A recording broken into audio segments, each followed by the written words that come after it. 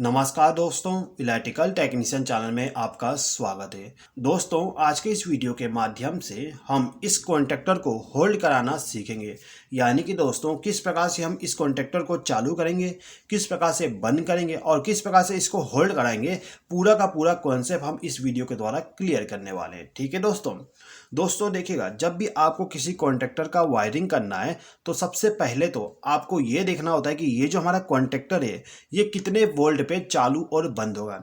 जैसे कि दोस्तों यहाँ पे जो हमारे पास में कॉन्टैक्टर है, ये कॉन्टैक्टर हमारा 230 वोल्ट पे ऑपरेट होने वाली है। यहाँ पे लिखा होता है कि ये कितने वोल्ट पे ये ऑपरेट होगा। ठीक है, ये हमारा कॉन्टैक्टर 230 वोल्ट पे ऑपरेट होने वाली है। अब यहाँ पे हमें क्या करना होता है कि ये जो हमारा कॉन्टैक्टर है, इस कॉन्टैक्टर के A1 टर्मिनल पे हमें फेज सप्लाई देना होगा और A2 टर्मिनल पे न्यूट्रल पावर सप्लाई देना होगा। ठीक है दोस्तों, चलिए अब यहाँ पे हम ये समझ लेते हैं कि हम किस प्रकार से इसको फेज सप्लाई और न्यूट्रल पावर सप्लाई देंगे। ठीक है, तो दोस्तों यहाँ पे जो हमारा कॉन्टैक्टर है, इसको सबसे पहले तो हम एक स्विच के द्वारा चालू और बंद करना सीखेंगे। यहाँ पे मैं एक सिंपल स्विच इस्तेमाल करता हूँ जो कि हमारे घरों में इस्तेमाल किया जाता है। इसी स्विच के द्वारा हम इसको चालू और बंद करेंगे। उसके बाद हम क्या करेंगे, यहाँ पे पुश बटन का भी इस्तेमाल करेंगे। पुश बटन के द्वारा हम इसको चालू और बंद करना भी सीखेंगे। ठीक है दोस्तों, तो सबसे पहले हम स्विच का इस्तेमाल कर लेते हैं। दोस्तों यहाँ पे सबसे पहले हम एक पावर सप्लाई के लिए एक MCB ले लेते हैं। यहाँ पे हमारे पास में एक MCB है। इस MCB में आप देख सकते हो यहाँ पे दो वायर कनेक्ट है। एक हमारा रेड वायर और दूसरा ब्लैक वायर। रेड हमारा फेस के लिए और ब्लैक हमारा न्यूट्रल के लिए। ठीक है दोस्तों, अब यहाँ पे हम क्या करते हैं, एक वायर का इस्तेमाल कर लेंगे। यहाँ पे एक वायर को हम क्या करेंगे, MCB के एक टर्मिनल पे कनेक्ट कर देंगे, यहाँ पे कनेक्ट कर देंगे। ठीक है, जो हमारा फेस के लिए टर्मिनल है उसमें हम इस वायर को कनेक्ट कर देते हैं। यहाँ पर दोस्तों हमने एक वायर को कनेक्ट कर दिया। अब ये जो वायर का दूसरा सिरा है, इसको हम क्या करेंगे, स्विच के साथ में कनेक्ट कर देंगे। यहाँ पे जो हमारा स्विच है, इस स्विच के किसी भी एक टर्मिनल के साथ हम इसको कनेक्ट कर देते हैं। ठीक है, तो हम यहाँ पे नीचे वाले टर्मिनल पे इसको कनेक्ट कर देंगे। उसके बाद ये जो हमारा स्विच है, इसके आउटपुट में एक और वायर को कनेक्ट करेंगे। यहाँ पे हम इस वायर का इस्तेमाल कर लेते हैं। इस वायर को हम क्या करेंगे, आउटपुट वाले के साथ में कनेक्ट कर देंगे।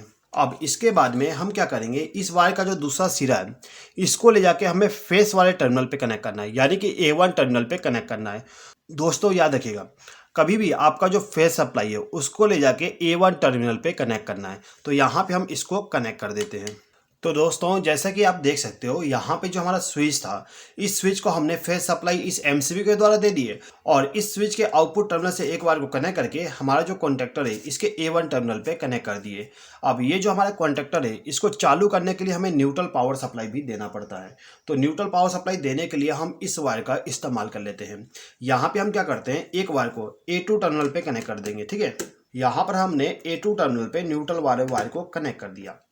अब इस वायर का जो दूसरा सिरा है, ये वाली, इसको ले जाके MCB के साथ में कनेक्ट कर देंगे, यानी कि हम इसको डायरेक्टली न्यूट्रल वाले सप्लाई के साथ में कनेक्ट कर देते हैं।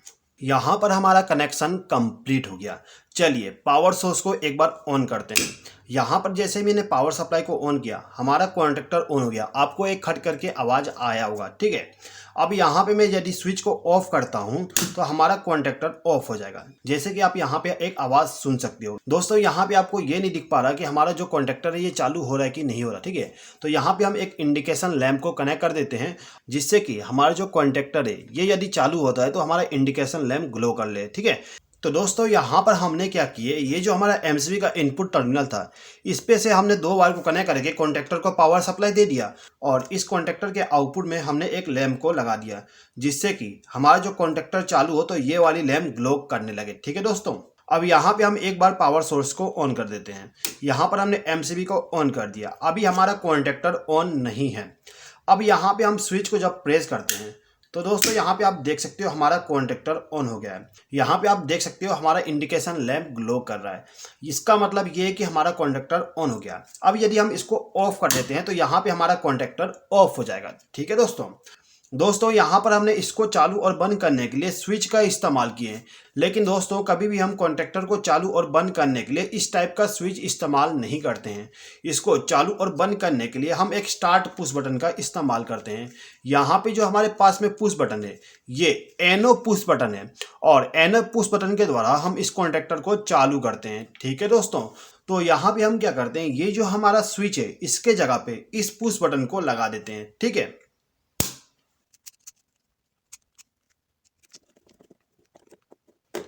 यहाँ पे हमारा कनेक्शन कंप्लीट हो गया। चलिए दोस्तों, यहाँ पे हम पुश बटन के द्वारा इस कॉन्टेक्टर को चालू करते हैं। तो यहाँ पे हम क्या करेंगे, ये जो हमारा पुश बटन है इसको प्रेस करेंगे। जैसे ही हम इसको प्रेस करते हैं आप देख सकते हो हमारा इंडिकेशन लैंप ग्लो कर रहा है। इसका मतलब ये है कि हमारा कॉन्टेक्टर ऑन हो गया है। ठीक है, अब यहाँ पे आप देख सकते हो कि हमने इस पुश बटन को अभी तक प्रेस करके रखे हैं। इसको मैं जैसे ही छोड़ता हूँ आप देख सकते हो कॉन्टेक्टर ऑफ हो गया। जब मैं इसको प्रेस करूंगा हमारा कॉन्टेक्टर ऑन होगा, लेकिन छोड़ते ही कॉन्टेक्टर ऑफ हो जा रही है। तो यहाँ पे हमें क्या करना होगा, ये जो हमारा कॉन्टेक्टर है इसको होल्ड करके रखने के लिए हमें होल्डिंग सर्किट बनाना पड़ेगा। यानी कि एक बार बटन को प्रेस करने के बाद हम इसको छोड़ भी दें तो हमारा कॉन्टेक्टर ऑन रहना चाहिए। ठीक है, अब यहाँ पे हमें क्या करना होगा, ये जो हमारा पुश बटन है इसको जो इनकमिंग पावर सप्लाई दिया जा रहा है, यहाँ से इनकमिंग पावर सप्लाई दिया जा रहा है। ठीक है, तो हम क्या करेंगे, यहीं पे एक और वायर को कनेक्ट करेंगे। तो दोस्तों यहाँ पे हम इस वायर का इस्तेमाल कर लेते हैं। ये जो हमारा वायर है इसको क्या करेंगे, इस पुश बटन के इनकमिंग वाले टर्मिनल पे कनेक्ट कर देंगे। जहां से हमारा फेस सप्लाई आया है इस पुश बटन को, वहीं पे हमें इस वायर को कनेक्ट करना होगा। ठीक है, तो इसको हम कनेक्ट कर देते हैं। यहाँ पर हमने इन दोनों वायर को एक ही टर्मिनल पे कनेक्ट कर दिया। अब ये जो हमारा वायर है इस वायर को ले जाके हमारा जो कॉन्टेक्टर है इसका एनो कॉन्टेक्ट पे आपको कनेक्ट करना है। याद रखिएगा, इस कॉन्टेक्टर का आपको एनो कॉन्टेक्ट इस्तेमाल करना है। यहाँ पे हमारा एनो कॉन्टेक्ट है तो इसमें हम इस वायर को कनेक्ट कर देते हैं। यहाँ पर हमने इस वायर को एनो कॉन्टेक्ट पे कनेक्ट कर दिया। अब यहाँ पे हमें क्या करना है कि ये जो हमारा एनो कॉन्टेक्ट है इसका आउटगोइंग टर्मिनल जो होता है उसमें से एक वायर को कनेक्ट करके A1 टर्मिनल पे कनेक्ट कर देंगे। तो यहाँ पे हमें एक वायर को लूप करना है। तो यहाँ पे हम इस वायर का इस्तेमाल कर लेते हैं। ये जो हमारा वायर है इसको एनो कॉन्टेक्ट पे कनेक्ट करूंगा। इसके बाद इस वायर का जो दूसरा सिरा है इसको ले जाके A1 टर्मिनल पे कनेक्ट करूंगा। यानी कि यहाँ पे जो हमारा A1 टर्मिनल है इस पे दो वायर कनेक्ट हो जाएंगे। ठीक है दोस्तों, एक हमारा होल्डिंग के लिए हो जाएगा और दूसरा स्टार्ट कमांड के लिए। यहाँ पे हमारा कनेक्शन कंप्लीट हो गया। चलिए एक बार और इसको स्टार्ट करते हैं। यहाँ पे हमने पावर सोर्स को ऑन कर दिया। अब यहाँ पे मैं क्या करता हूँ, पुश बटन को प्रेस करता हूँ और प्रेस करने के बाद इसको रिलीज कर दिया। अभी आप यहाँ पे देख सकते हो हमारा जो कॉन्टेक्टर है वो ऑन होके रह गया। यानी कि हमारा कॉन्टेक्टर अभी ऑन है, यहाँ पे ऑटोमेटिकली ऑफ नहीं हो रहा। यहाँ पर हमने पुश बटन को रिलीज भी कर दिया तब भी हमारा कॉन्टेक्टर ऑन है। ठीक है दोस्तों, यहाँ पे जो अभी हमने सर्किट बनाया है यानी कि इस पुश बटन के इनकमिंग टर्मिनल से जो वायर ले जाके एनो कॉन्टेक्ट पे कनेक्ट किए और इस एनो कॉन्टेक्ट के आउटपुट टर्मिनल जो होता है उसमें से एक वायर को लूप करके A1 टर्मिनल पे जो वायर कनेक्ट किए इसको हम कहते हैं होल्डिंग सर्किट।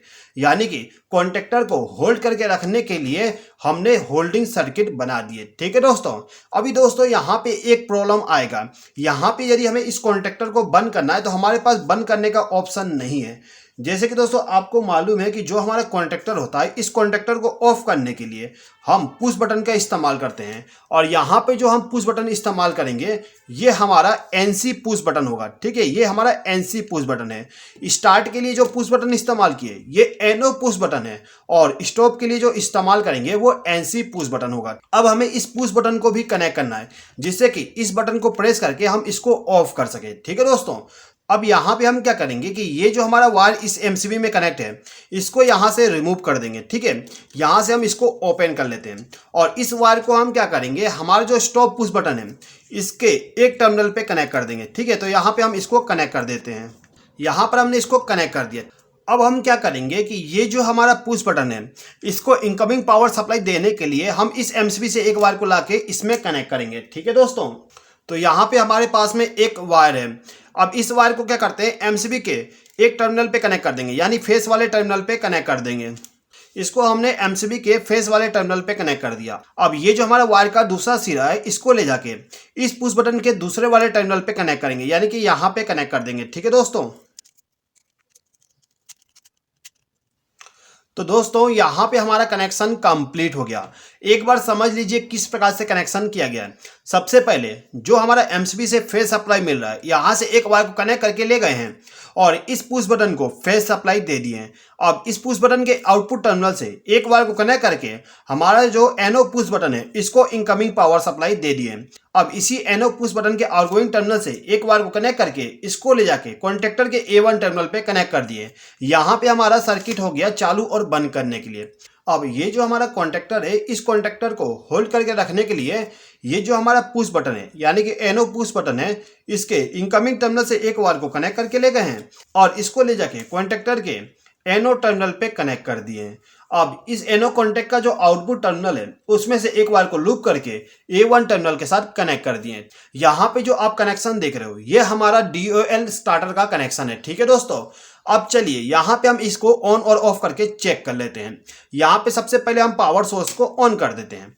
अब यदि यहाँ पे हमें इस कॉन्टेक्टर को ऑन करना है तो हमें स्टार्ट पुश बटन को प्रेस करना पड़ेगा। इसको प्रेस करते ही हमारा कॉन्टेक्टर ऑन हो गया है। ठीक है दोस्तों, अब यदि हमें इसको बंद करना है तो हम इस पुश बटन को प्रेस करके इसको ऑफ कर सकते हैं। दोस्तों एक बार और देख लीजिए, यहाँ पे इस पुश बटन को प्रेस करने पे हमारा कॉन्टेक्टर ऑन हो जा रहा है और इस पुश बटन को प्रेस करने पे हमारा कॉन्टेक्टर ऑफ हो जा रही है। ठीक है दोस्तों, तो दोस्तों यहाँ पे पूरा सर्किट हमारा DOL स्टार्टर का है। तो दोस्तों यहाँ पे इस वीडियो के माध्यम से मैंने आपको दो चीज़ें सिखा दिया। पहला तो होल्डिंग सर्किट बनाना और सेकंड DOL स्टार्टर बनाना। ठीक है दोस्तों, आई होप कि दोस्तों आपको ये वीडियो पसंद आया होगा। दोस्तों यदि आपको ये वीडियो पसंद आया हो तो प्लीज़ इस वीडियो पे लाइक शेयर और कमेंट कर दीजिएगा और यदि आपने अभी तक हमारे चैनल को सब्सक्राइब नहीं किए तो सब्सक्राइब भी कर लीजिएगा। इस वीडियो को देखने के लिए धन्यवाद।